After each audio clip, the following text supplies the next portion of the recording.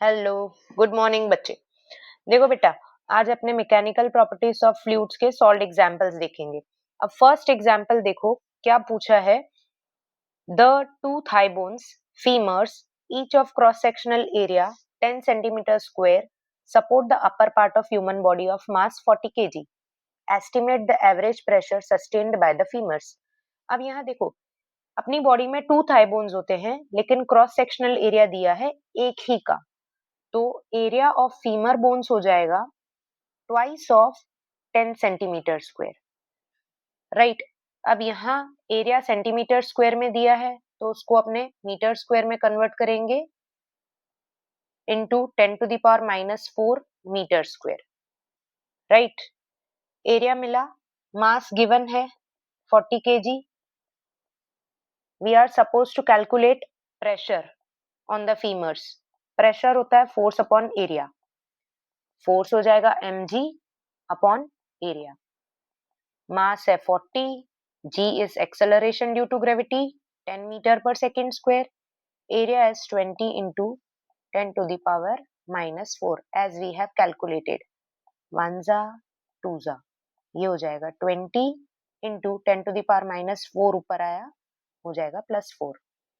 तो pressure on the femurs will be 2 into 10 to the power 5 newton per metre square. Pressure का SI unit newton per metre square. Don't forget to mention the units, right. Now it's done. Hello, देखो बेटा, example 9.2। यहाँ क्या है, what is the pressure on a swimmer 10 metre below the surface of lake.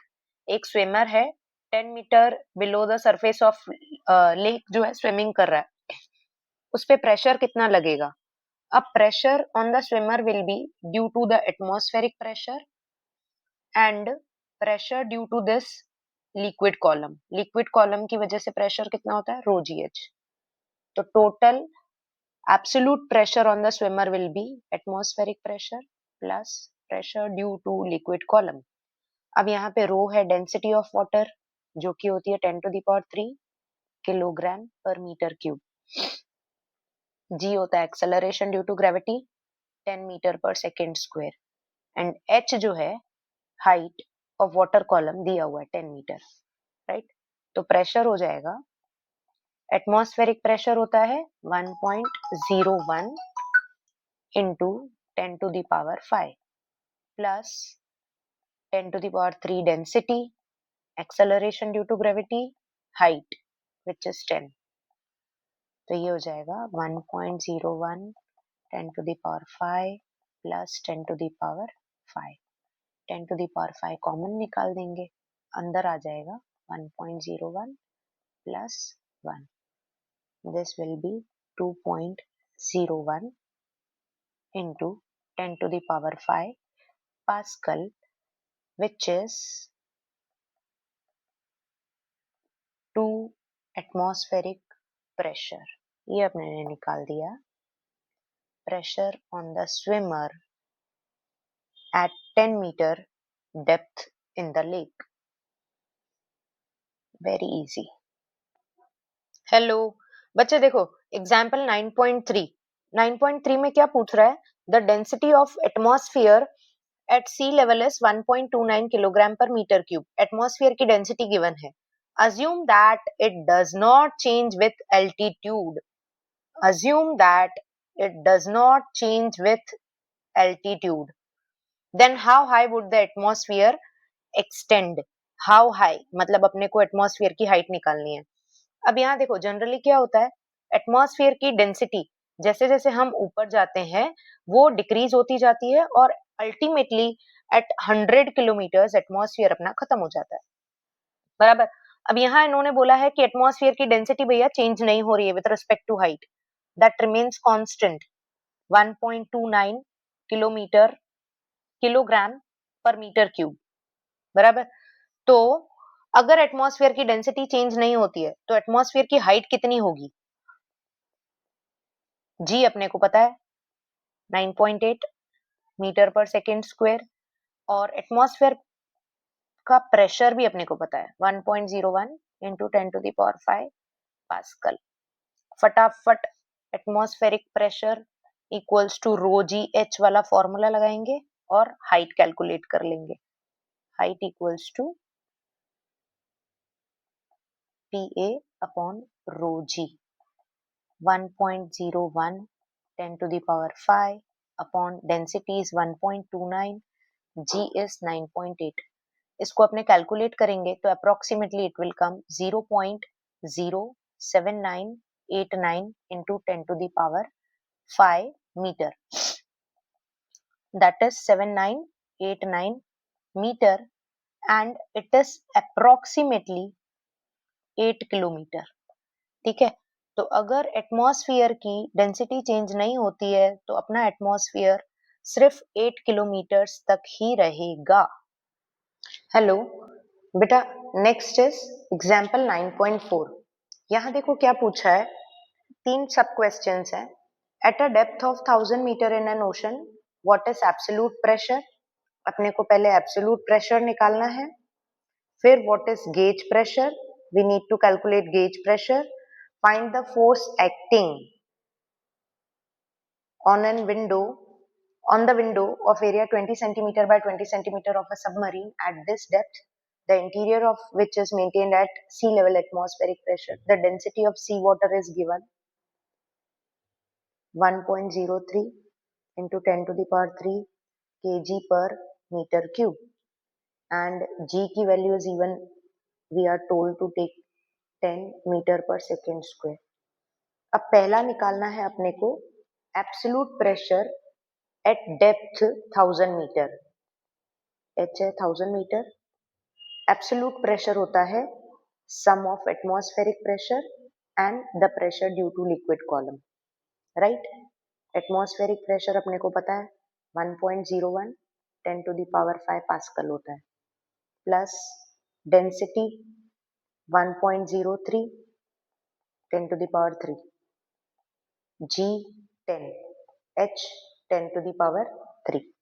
अब इसको simplify करेंगे 10 to the power 5 plus ये हो जाएगा 103 into 10 to the power 5.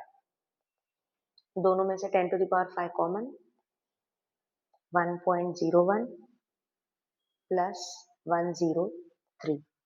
So this will become 104.01 into 10 to the power 5 pascal. बराबर, ये pressure आएगा absolute pressure. अब इसको अपने 104 एटमॉस्फेरिक प्रेशर भी लिख सकते हैं. ठीक है, ये अपने ने कैलकुलेट किया एब्सोल्यूट प्रेशर. नेक्स्ट हमको बोला गया है what is gauge pressure. Gauge pressure क्या होता है? Pressure due to the liquid column. The pressure only due to liquid column. Gauge pressure ये हो जाएगा अपना rho G H. P minus P A equals to rho G H, जहां पे P absolute pressure है, P एटमॉस्फेरिक प्रेशर है और rho G H gauge pressure है. अब अपने को गेज प्रेशर जो है डायरेक्टली मिल जाएगा. एटमॉस्फेरिक प्रेशर कितना होता है? 1 एटमॉस्फेरिक प्रेशर, और एब्सोल्यूट प्रेशर यहाँ अपने ने 104 atm कैलकुलेट किया है, तो ये हो जाएगा 103 एटमॉस्फेरिक प्रेशर. तो ये अपने ने कैलकुलेट कर दिया गेज प्रेशर. ठीक है, अब अपने को सी वाला पार्ट देखना है. अब यहाँ देखो, find the force acting on the window of area. Window की एरिया दी हुई है of a submarine at this depth. इसी डेप्थ पे सबमरीन की विंडो है. The interior of which is maintained at sea level atmospheric pressure. यहाँ window पे अंदर की तरफ से जो प्रेशर लग रहा है that is same as atmospheric pressure. बराबर, और यहाँ विंडो पे बाहर की तरफ से जो प्रेशर लगेगा वो लगेगा एक तो एटमॉस्फेयर की वजह से और ये लिक्विड कॉलम की वजह से. ठीक है, तो the pressure on the window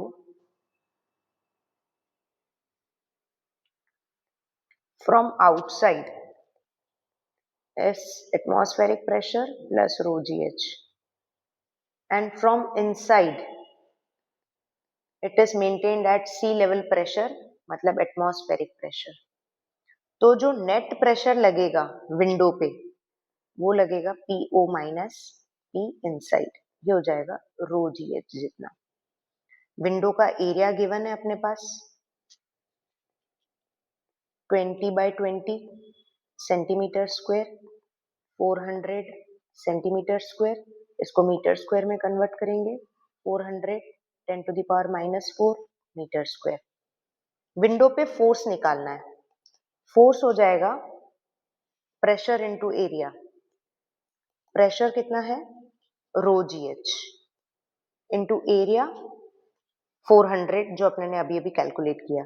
अब यहाँ देखो रो GH भी हम कैलकुलेट करके आए हैं 103 इंटू 10 टू द पावर 5 और area is 400 10 to the power minus 4. इसको कैलकुलेट करेंगे तो something will be getting 412 into 10 to the power 3 newton. ये है force on the window of the submarine. So it's done, right? Hello बेटा देखो example 9.5 two syringes of different cross sections without needles. ये दो syringes है जिनके needles नहीं है, filled with water are connected with a tightly fitted rubber tube field with water. अब ये दोनों सिरिंजेस के एंड्स जो हैं वो एक रबर ट्यूब से अपने ने ऐसे फिट कर रखे हैं. Diameter of the smaller piston and larger piston is 1 centimeter and 3 centimeter. मतलब diameter of smaller piston is 1 centimeter and of larger piston it is 3 centimeter. Find the force exerted on the larger piston. अपने को find क्या करना है force on the larger piston. अब suppose यहाँ पे जो स्मॉलर पिस्टन है उस पे फोर्स लग रहा है F1, तो लार्जर पिस्टन पे जो फोर्स लगेगा वो कितना लगेगा F2. पास्कल्स लॉ लगाना है बेटा यहाँ पे. अब यहाँ पे डायमीटर ऑफ स्मॉलर पिस्टन दिया है, वहां से अपने को रेडियस मिलेगा 0.5 सेंटीमीटर. इसको मीटर में कन्वर्ट कर देंगे 0.5 10 to the power minus 2 metre, मतलब 5 into 10 to the power minus 3 metre. Radius of larger piston 1.5 centimeter. 1.5 into 10 to the power minus 2 metre. ठीक है. अब अपने यहाँ पे पास्कल्स लॉ लगाएंगे.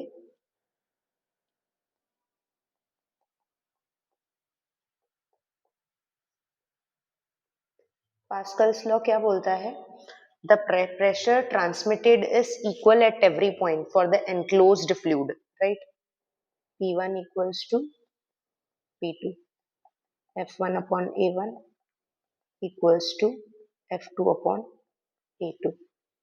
यहाँ पे बेटा अपने को F2 निकालना है, तो F2 क्या हो जाएगा A2 upon A1 times F1. Just we need to put up the values. Area of second piston pi r2 square, area of first piston pi r1 square into F1. pi got cancelled. अब यहाँ पे force on the smaller piston भी अपने को given है 10 दिया है.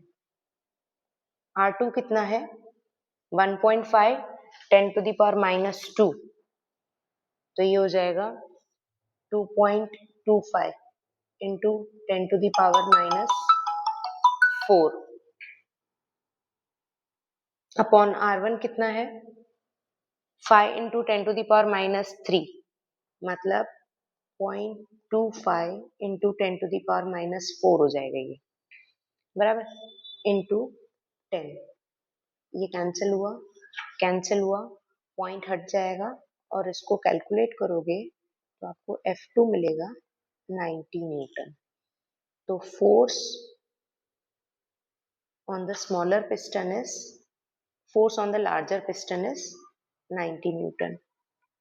फिर अपने को यहाँ पे सेकंड पूछा है, if the smaller piston is pushed in through 6 centimetre, अगर इसको यहाँ पे 6 सेंटीमीटर जितना पुश करेंगे,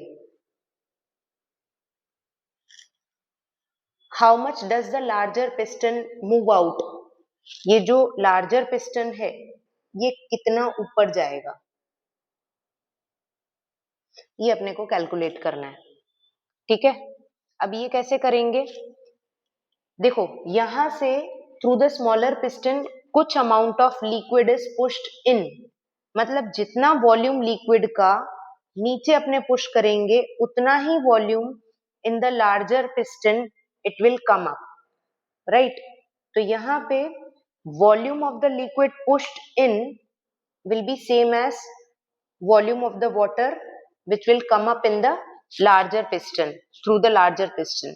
ठीक है, वॉल्यूम हो जाएगा L1 into A1, length into area, L2 into A2। अब अपने को यहाँ पे L2 कैलकुलेट करना है कि कितना जो है वो ऊपर आएगा, L1 into A1 upon A2। Again L1 अपने को 6 सेंटीमीटर दिया है तो 6 into 10 to the power -2, area हो जाएगा पाई R1 स्क्वेयर, R1 है 0.025 into 10 to the power -4 R1 square upon pi R2 square, तो R2 square 2.25 into 10 to the power -4, ये -4 कैंसिल होगा, पाई पाई कैंसिल होगा। अगर इसको अपने सॉल्व करेंगे तो L2 अपने को मिलेगा 2/3 into 10 to the power -2 metre, which is 0.67 centimetre. ये अपने ने निकाल के दिया। अगर हम छोटे वाले पिस्टन को पुश करेंगे और लिक्विड 6 सेंटीमीटर नीचे जाएगा तो लार्जर पिस्टन में जो लिक्विड है will come up through the length 0.67 centimetre. Hello बच्चे, देखो बेटा एग्जाम्पल 9.6 देखते हैं। In a car compressed air exerts a force F1 on a smaller piston having a radius 5 centimeter.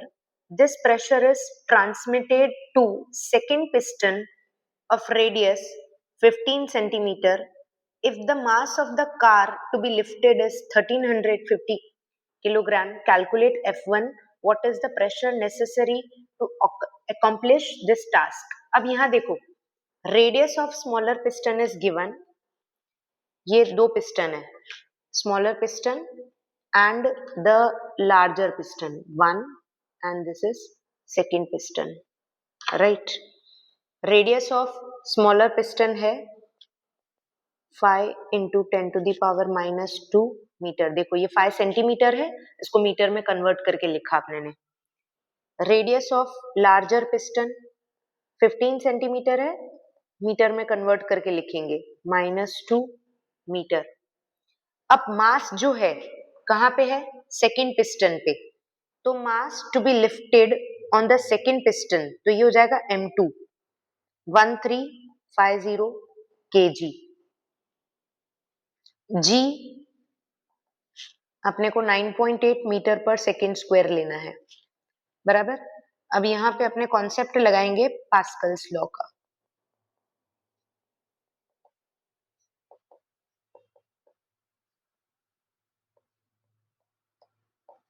P1 equals to P2,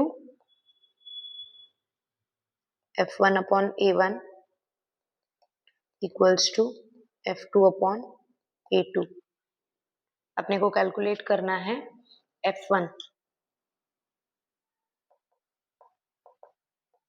F2 into A1 upon A2। F2 जो है directly नहीं दिया है, वहां पे अपने को मास दिया है, तो F2 हो जाएगा M2G into area of first piston πr1 square, area of second piston πr2 square, pi pi cancel हो जाएगा 1350 9.8। R1 देखो कितना है 5 इंटू 10 टू द पावर -2 उसका स्क्वायर,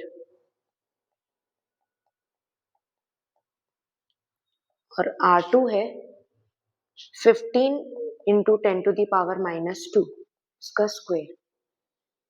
अगर इसको कैलकुलेट करेंगे तो will be getting something like 1470 newton, बराबर।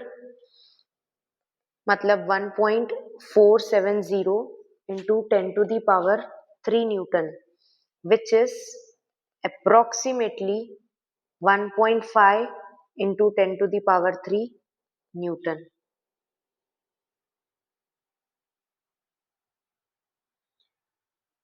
नेक्स्ट देखो क्या पूछा गया है,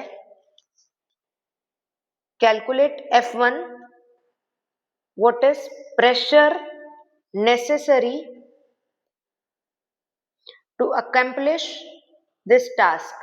अभी ये F1 फोर्स लगाने के लिए प्रेशर कितना लगाना पड़ेगा, तो प्रेशर कितना लगाएंगे, एयर प्रेशर लगेगा on the piston 1 which is P1, F1 upon A1, F1 upon area πr1 square, F1 कितना है 1.5 into 10 to the power 3 pi 3.14 into R1 square 25 into 10 to the power -4। इसको कैलकुलेट करेंगे तो अपने को प्रेशर मिलेगा 1.9 into 10 to the power 5 pascal, right.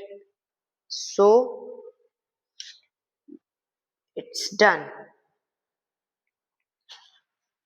चलो बच्चे एग्जाम्पल 9.7 देखेंगे।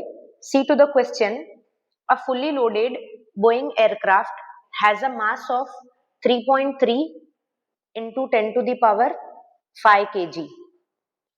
एयरक्राफ्ट का mass is given, its total wing area is 500 metre square. Aircraft की विंग एरिया 500 मीटर स्क्वायर है। It is in level flight with a speed of 960 kilometre per hour. अब इसको थोड़ा ध्यान से समझेंगे। एयरक्राफ्ट के अपर सरफेस में एयर स्ट्रीमलाइंस जो होती है थोड़ी क्राउडेड होती है देन द लोअर सरफेस। तो अपर सरफेस में वेलोसिटी लोअर सरफेस से ज्यादा होती है एयर की। सपोज एयरक्राफ्ट के लोअर सरफेस में एयर की वेलोसिटी v1 है और अपर सरफेस में v2 है, तो यहाँ जो ऊपर वाला सरफेस होगा ये इस तरीके के शेप की वजह से एयर की स्ट्रीमलाइंस जो ऊपर की तरफ होती हैं वो क्राउडेड होती हैं then the streamlines in the lower surface. तो v2 is more than v1। अब ऊपर वेलोसिटी ज्यादा है तो ऑब्वियसली प्रेशर कम होगा compare to the lower surface. तो P1 लोअर सरफेस में एयरक्राफ्ट पे प्रेशर ज्यादा लगता है देन द अपर सरफेस।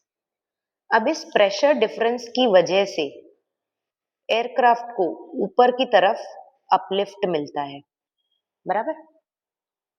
अब यहां देखो हमें लेवल फ्लाइट की स्पीड दी है, मतलब जो एयरक्राफ्ट है उसमें एयर की एवरेज वेलोसिटी जो है, एवरेज वेलोसिटी क्या होती है v1 प्लस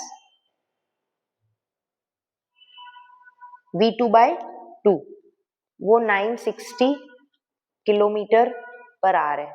इसको तो पहले अपने मीटर पर सेकेंड में कन्वर्ट कर देंगे 5/18 से मल्टीप्लाई करके, ये हो जाएगा 267 मीटर पर सेकेंड, बराबर। Average velocity of the wind. Now पूछा गया है estimate the pressure difference between the lower and upper surfaces of the wing. यहां अपने को पहले तो प्रेशर डिफरेंस कैलकुलेट करना है। अब प्रेशर क्या हो जाएगा, force upon area. Force mass of aircraft given है, एरिया ऑफ विंग्स गिवन है, फटाफट अपने प्रेशर डिफरेंस कैलकुलेट करके दे देंगे। Mass is 3.3 into 10 to the power 5, G 9.8, area 500, and the pressure difference will be 6.5 into 10 to the power 3 Newton per metre square. ये अपने ने फटाफट प्रेशर डिफरेंस कैलकुलेट करके दे दिया। नेक्स्ट हमसे पूछा गया है estimate the fractional increase in the speed of air, fractional increase in the speed of air on the upper surface of the wing relative to the lower surface। इसका मतलब है v2 minus v1 upon average velocity, ये हमें calculate करने बोला गया है, which is fractional increment in the wind velocity. तो अब हमें सेकेंड पार्ट में कैलकुलेट करना है v2 minus v1 upon v average, बराबर। यहां पे अपने लगाएंगे बर्नौलीज प्रिंसिपल। बर्नौलीज प्रिंसिपल क्या बोलता है? P1 minus P2 equals to rho G H2 minus H1 plus half rho V2 square minus V1 square. अब यहाँ पे अपर सरफेस और लोअर सरफेस के बीच में जो हाइट का डिफरेंस है with respect to ground, that is negligible. तो यहाँ पे H1 equals to H2 is almost same as H लेके अपना ये जो first term of right hand side equation का जो राइट हैंड साइड है उसका फर्स्ट टर्म कैंसिल हो जाना है, जीरो हो जाएगा।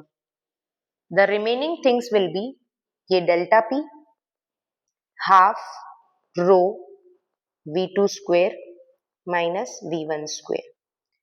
तो V2 square minus V1 square equals to twice of delta P upon row.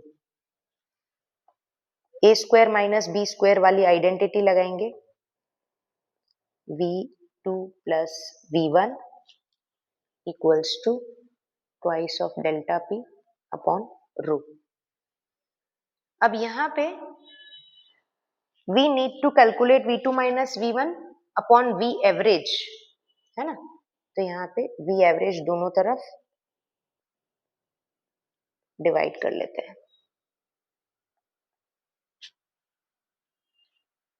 V2 minus V1 upon V average equals to twice of delta P row V average V2 plus V1, ये आ जाएगा नीचे। ये जो 2 है ये दे देंगे इसके denominator में V1 plus V2 के, तो ये हो जाएगा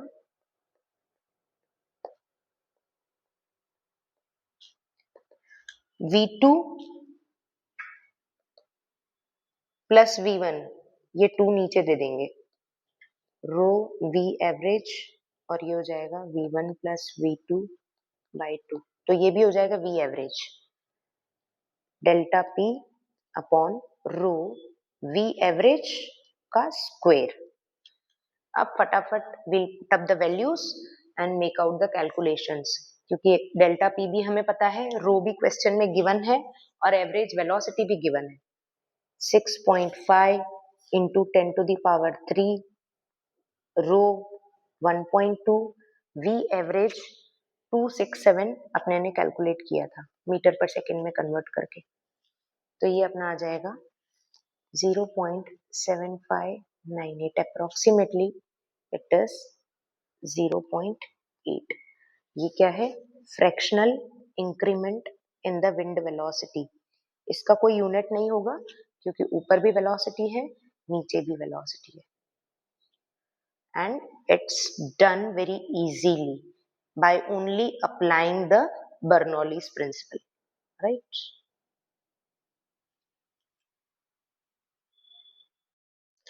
Example 9.8, देखो बच्चे यहाँ पे question is a metal block of area 0.1 metre square.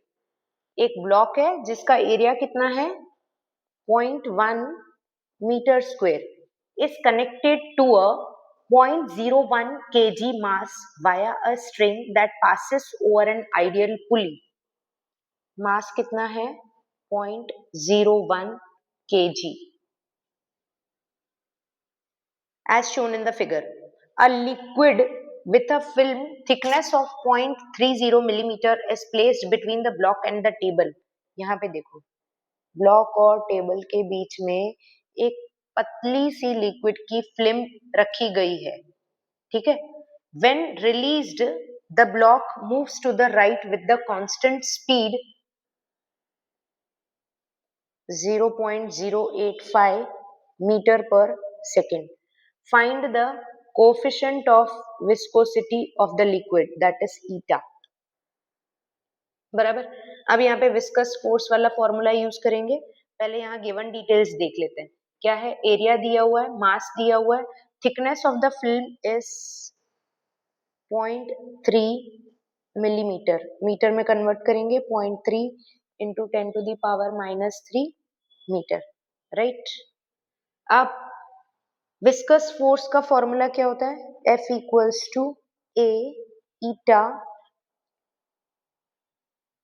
dv by dl, but यहाँ पे अपने उसको लेंगे v by l, velocity gradient. तो कोफिशिएंट ऑफ विस्कोसिटी अपने को मिलेगा F upon A v, l will go into the numerator. अब यहाँ से अपने कोफिशिएंट ऑफ विस्कोसिटी निकाल लेंगे. F क्या है? F डायरेक्टली नहीं दिया है, मास दिया हुआ है, तो mg हो जाएगा. L upon A velocity. Coefficient of viscosity, mass है 0.01, G 9.8, L 0.3 into 10 to the power -3, thickness of liquid film, area 0.1, yes, meter square, into velocity 0.085 metre पर सेकेंड.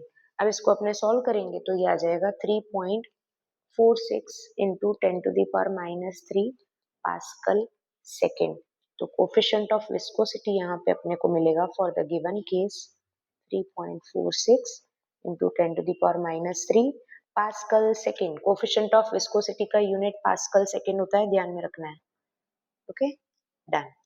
चलो बच्चे, कम टू एग्जाम्पल 9.9. यहाँ क्या दिया है? The terminal velocity of copper ball of radius 2 millimetre falling through a tank of oil at 20 degrees Celsius is 6.5 centimetre पर second. यहाँ पे कॉपर बॉल है जिसका रेडियस 2 मिलीमीटर है, 2 into 10 to the power -3 metre. It is falling through a tank of oil with terminal velocity 6.5 centimetre पर second. इसको metre पर second में कन्वर्ट करेंगे तो ये हो जाएगा 10 to the power -2 मीटर पर second.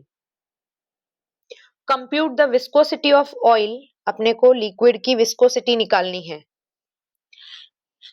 Eight 20 degree Celsius where density of oil. Density of oil अपने रो से डिनोट कर लेते हैं, which is 1.5 into 10 to the power 3 kg per meter cube.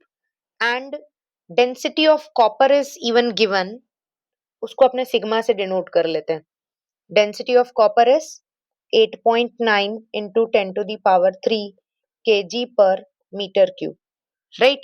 अब यहाँ पे अपने को terminal velocity from Stokes law वो कॉन्सेप्ट लगाना है. तो वहां पे क्या था कि अगर किसी लिक्विड के टैंक में कोई सॉलिड स्फीयर अगर नीचे जाएगा, नीचे गिरेगा, तो वो इनिशियली ग्रेजुअली इंक्रीजिंग वेलोसिटी के साथ नीचे जाएगा लिक्विड में, और फिर एट अ सर्टेन पॉइंट उसकी वेलोसिटी जो है लिक्विड में क्या हो जाएगी? यूनिफॉर्म हो जाएगी, जिसको अपने टर्मिनल वेलोसिटी बोलते हैं. तो टर्मिनल वेलोसिटी का अपने पास एक्सप्रेशन क्या था? 2r² g sigma minus rho upon 9 ईटा, जहां पे सिग्मा क्या है? Density of solid minus density of liquid. बराबर. यहाँ पे ध्यान रखेंगे कि सिग्मा माइनस रो होना चाहिए, density of solid minus density of liquid. Right. यहाँ पे अपने को निकालना है कोफिशिएंट ऑफ विस्कोसिटी, मतलब ईटा को सब्जेक्ट बना देंगे और terminal velocity will go to the right hand side of the equation. ये हो जाएगा 9 VT। Substitute the values. 2 radius का स्क्वायर, रेडियस 2 इंटू 10⁻³ है, उसका square 4 into 10⁻⁻6। G acceleration due to gravity 9.8, sigma 8.9 into 10⁻³ minus rho 1.5 into 10⁻³ right, upon 9 into terminal velocity 6.5 into 10⁻⁻²। अब यहां देखो 8 minus 6 9.8, 8.9 minus 1.5 ये हो जाएगा 7.4 into 10⁻³ बाहर कॉमन निकाल लेंगे अपॉन 9 into 6.5 10⁻⁻²। अब इसको अगर अपने कैलकुलेट करेंगे तो will be getting something like 9.9 into 10⁻⁻1, जहां पे अपना ईटा आ गया 0.99 पास्कल सेकेंड। ये अपने ने स्टोक्स लॉ से टर्मिनल वेलोसिटी का कॉन्सेप्ट लगाया and just substituted the values and calculated coefficient of viscosity of a liquid. Let us start with example 9.10. देखो बच्चे क्या बोला है, the lower end of a capillary tube of diameter 2 millimeter is dipped 8 centimeter below the surface of water in a beaker. ये एक beaker है, beaker में capillary को 8 centimetre below the surface of water dip किया गया है, जिसका radius 2 millimetre है। What is the pressure required in the tube in order to blow a hemispherical bubble at its end? ये हमें कैलकुलेट करने बोला है। The pressure required in the tube in order to blow a hemispherical bubble. ये hemispherical bubble जो है, यहाँ पे बबल क्रिएट करने के लिए ट्यूब के अंदर कितना प्रेशर चाहिए। The surface tension of water is given, atmospheric pressure is given, density of water is given, G की वैल्यू भी बताई गई है and also calculate excess pressure. Excess pressure in the bubble भी कैलकुलेट करने बोला है। तो पहले गिवन सेट ऑफ डिटेल्स लिख लेंगे। अपने को गिवन क्या क्या है, radius of capillary tube is given 2 millimetre, metre में कन्वर्ट कर देंगे -3 metre, it is actually diameter, तो रेडियस हो जाएगा उसका हाफ, मतलब 10⁻³ metre. Height of water column that is 8 centimetre, metre में कन्वर्ट कर देंगे -2 metre. Surface tension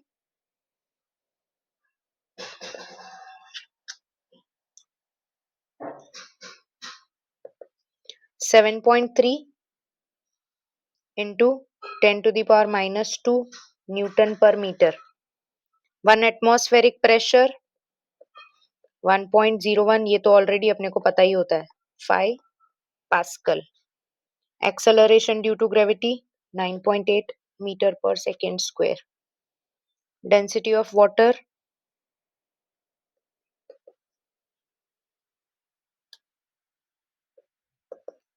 10⁻³ kg per metre cube. अब यहाँ पे कैपिलरी पे यहाँ पे प्रेशर निकालना है, कितना प्रेशर चाहिए टू ब्लो द बबल। तो यहाँ पे टोटल प्रेशर हो जाना चाहिए pressure due to atmosphere plus pressure due to liquid column. तो ये आएगा अपना pressure at the end of the tube PA plus rho GH. Atmospheric pressure हो जाएगा 1.01 10 to the power 5 plus density 10 to the power 3 G 9.8 H जो है that is 8 into 10 to the power minus 2 मतलब 0.08. इसको कैलकुलेट करेंगे 5 plus ये आएगा 0.784 into 10 to the power 3. इसको 10 टू द पावर 5 में लेकर आएंगे तो ये हो जाना है 0.00784 इंटू 10 टू द पावर 5. अब दोनों टर्म्स में से 10 टू द पावर 5 कॉमन, अंदर जाएगा 1.01 plus 0.00784. This will come out to be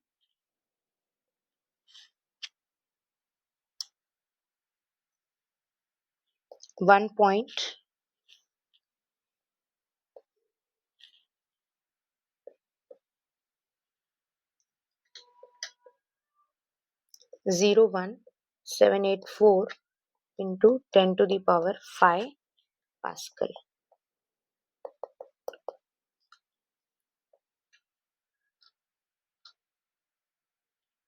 अब अपने को एक्सेस प्रेशर भी फाइंड करने बोला है, तो excess pressure in the bubble